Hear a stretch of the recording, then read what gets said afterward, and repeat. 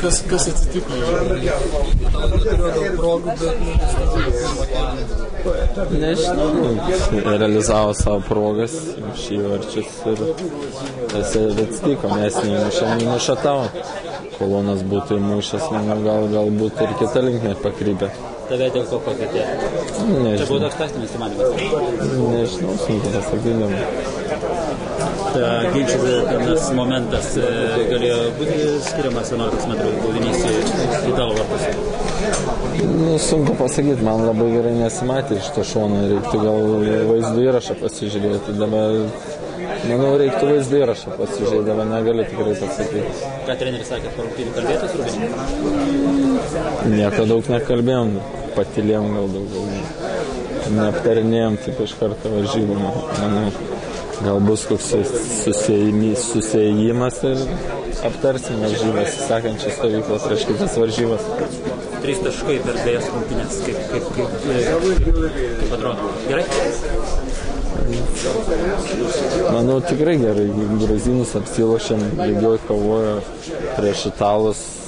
Žinom, norėjosi galbūt ir to taško, bet 3 taškai tikrai nėra labai blogai. O tai įvarčiai 2, tai labai panašus. Kas ką ten praleido, mažtavo gynėjo nuomonę? Tikrai nenorėčiau komentuoti dabar įvarčiai kažkaip.